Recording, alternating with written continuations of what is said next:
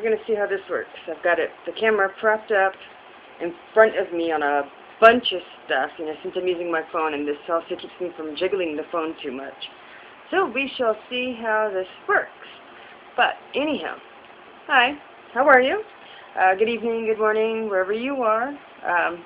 Just a couple of quick things. I got this in my email today from answers.com. I get their newsletter, and it had some really funny stuff on it. It had, at the middle of the email, some of the top 5 most bizarre questions they have gotten throughout the month. And let me see here.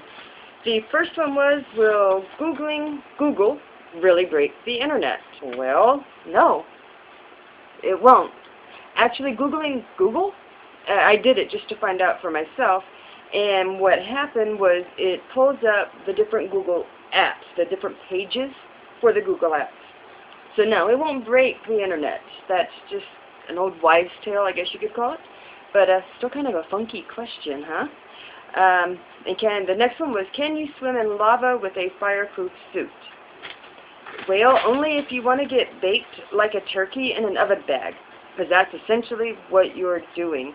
The suit may be fireproof, but it's not heat-proof. So, anyhow, that's that answer. The next one was, how many paper clips are stolen from a workplace per day? I liked the answer that Answers.com gave on it. They wrote down that the paper clips are kind of like socks in the dryer. They tend to connect to other pieces of paper other than the one intended. So they just sort of disappear. Just like socks in a dryer, they disappear, but they also kind of come back. It's a lot of people get a lot of paper clips, and then suddenly you're out of paper clips. I always used to run out whenever I worked in the office. It really was annoying. But yeah, they do just kind of disappear like socks in the dryer. I thought that was a really good analogy. Why isn't the number 11 pronounced onety-one, as in like onety-one, 1T1? And because it needs, what they wrote was, because it needs to be different from the single digits, as in single digit 1. Same thing like you wouldn't call 22 2D2. That would just be weird. These are the questions people are asking. I'm not making it up. Answers.com newsletter. Okay, I'm not making this up. This last one was really interesting. Can vegetarians eat animal crackers? As long as it doesn't have animal parts in it, which generally animal crackers don't have animal parts, but you also, as a vegetarian, depending on how strict a vegetarian you are, you need to make sure, about like egg products, cheese products, because some animal crackers like have cheese on them or whatever. It depends on the kind of vegetarian you are, because it's going to have animal byproducts. Gelatin, something that most people don't know, is also an animal byproduct. It's generally made from what I've always read, is it's made from the hooves and the bones. It's what thickens things. Natural, real gelatin is an animal byproduct. So, but that was their answer on it as well. So, but I thought that was kind of interesting. This is the first time they sent me their newsletter. I don't know why they sent it to me this time, but they did, and I thought it was fun. And like I said, I actually Googled Google myself just to find out. And their answer was way too long, so, you can look it up yourself. But they gave on Answers.com a really good answer for it, but it was like this long. It was forever long. It was very, very, very long. So, but that was it on that. Like I said, I just wanted to share that. Maybe make somebody smile at some of the stupid questions that are getting asked out there. And you know what? My mom always told me, the only stupid question truly is the one that is not asked. So if you don't ask the question, then yeah, it could be a stupid question. But as long as you ask it, it's not stupid, because you're trying to gain knowledge. You're trying to get better. So I've always kept that in mind. The only stupid question is the one you did not ask. Now, yesterday I put out a video, and I had mentioned about how I was starting to run over on my time, which is why I'm talking a little faster, and now that I'm not holding the phone, I can move my hands, which means my speech gets a little more sped up, because I can really get into it now. I'm not trying to focus on the camera and all that.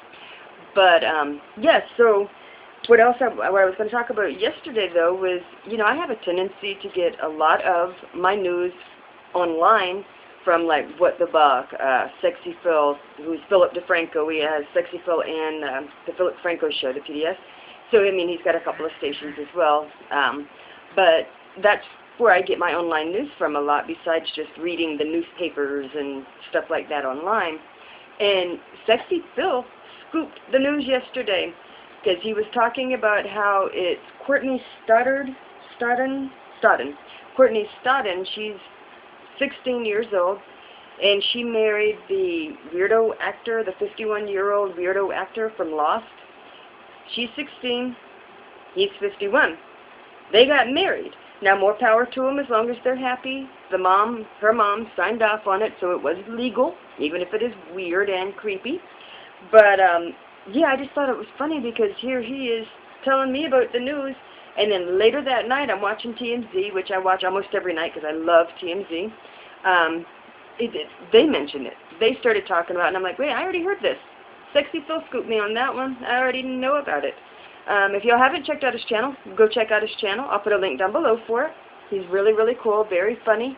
And What the Buck is always good. He's got just What the Buck. Michael Buckley has several channels as well, and I'll put a link for him down below. I've put links, both of them, down below before, but I'll do it again just to see, just in case, because, they're really cool. So we're just going to leave it at that. But I just thought it was kind of interesting, and maybe it's sad that I am getting my news from shows like Sexy Phil and What the Buck and TMZ. I watch Wendy Williams during the day because she has like Hot Topics and stuff like that, and so you kind of get your entertainment news, but you also get your bizarre news. Like Wendy Williams is entertainment. Michael Buckley, What the Buck, is entertainment type news. But then you got Sexy Phil and TMZ who go beyond the entertainment news, and they're talking about odd news or just interesting news. But they present it in such a way that it's really enjoyable to watch. So maybe it's sad that that's where I'm getting my news from. Don't know. But at least my news is interesting. And then I get interesting emails like this one from answers.com. Hey, whatever, right? But, yeah. That was all I had to talk about, and wow, I do talk a lot faster without holding this camera in my hand, don't I? Right, y'all have a good night, and I will talk with you later. Bye-bye.